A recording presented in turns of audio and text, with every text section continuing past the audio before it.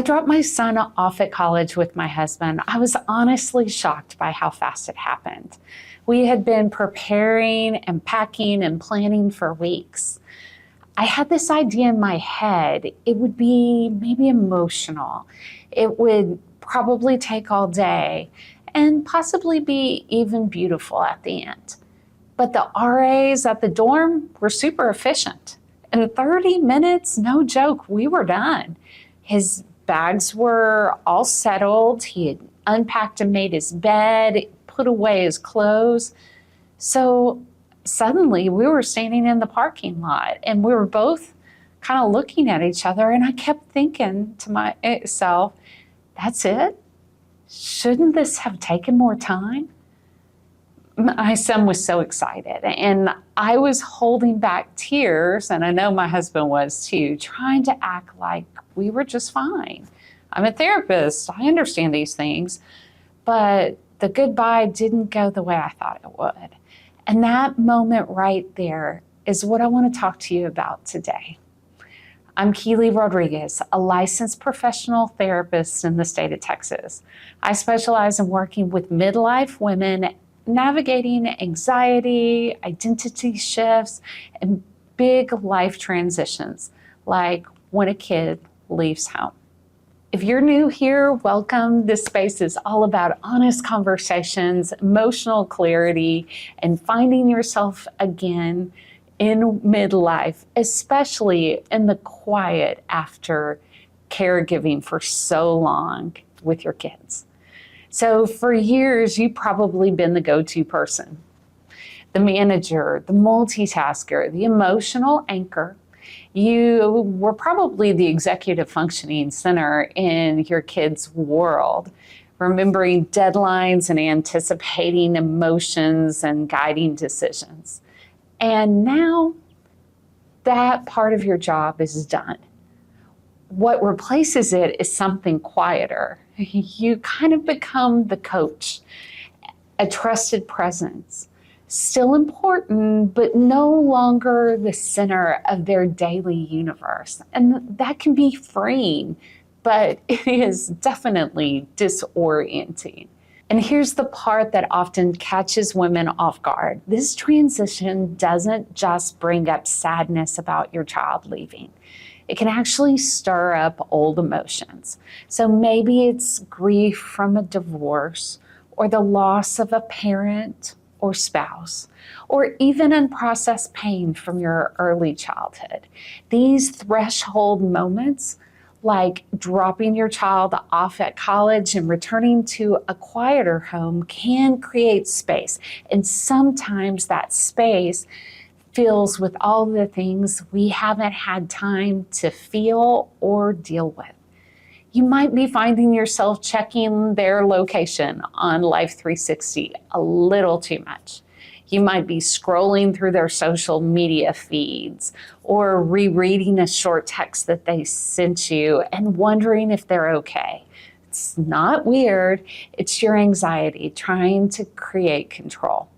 This is so common, especially for women who are used to staying busy and staying needed and staying helpful. But here's the truth. Anxiety is just a signal. It's just saying, I don't feel safe, not necessarily because of what's happening now, but because of what this moment is awakening inside of you. And that's why this transition deserves a little care, reflection, and sometimes some support too. And that's okay. Whether it's talking to a trusted friend or a family member or talking to someone like me as a therapist, this is a season that's worth tending to and having some major self-compassion. And here's something that surprised me. I actually talk to my kids more now than when they lived at home. When they were at home with me and my husband, they were going a million different directions, having lots of obligations from school and activities. And we got bits and pieces of conversation, but we didn't have anything in depth. But through FaceTime and spontaneous text and emojis and memes and longer conversations, there's something about the distance that created more intention. We were both showing up in new ways, and that gives me a lot of hope for the future, both with my son and daughter. So if you're in this moment right now and wondering what to do with all this quiet, here's what I suggest to make the transition a little bit better. Take a you day. Yes, a you day for you after you drop them off. So you need to kind of create a space that isn't for anyone else right afterwards. So do something really kind and nice and nourishing for yourself. Let yourself have that stillness and where you can start to begin to process some of the feelings, because they are going to show up. A spa day or a small vacation is great.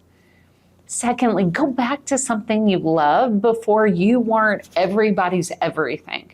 So remember the version of you in high school or college that got lost in books or danced in the kitchen or painted. These aren't just hobbies. They're kind of like little breadcrumbs that lead you back to who you were. And it's an exercise in reconnection.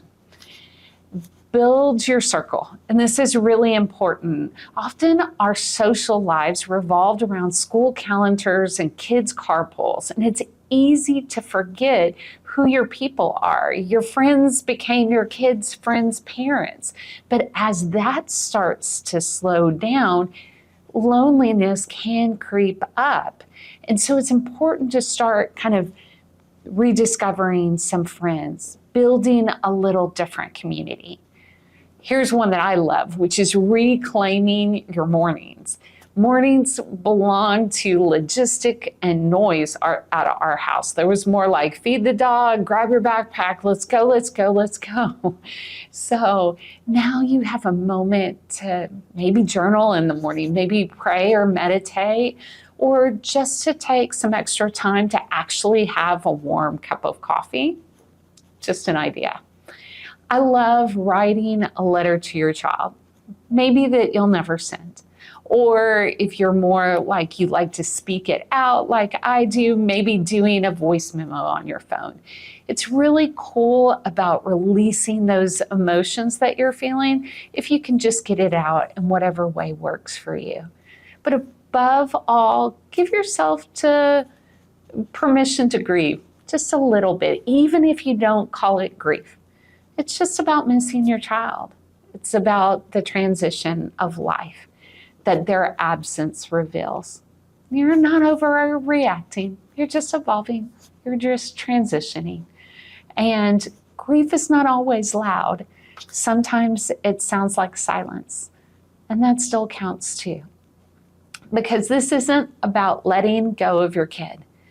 This time is the beginning of rediscovering yourself again in a different way now that you're not having to be the director of their lives all the time. If this video resonates with you, like it, subscribe to it, share it with a friend who might quietly carrying the same emotions. I release weekly videos to support women just like you. And if you're navigating anxiety, identity shifts, or feeling emotionally overwhelmed in midlife, as a therapist in the state of Texas, I offer free 30-minute consultations to help women in midlife find the support that they need during these common transitions of life. And until next time, take care of yourself as good as you take care of everyone else in your life.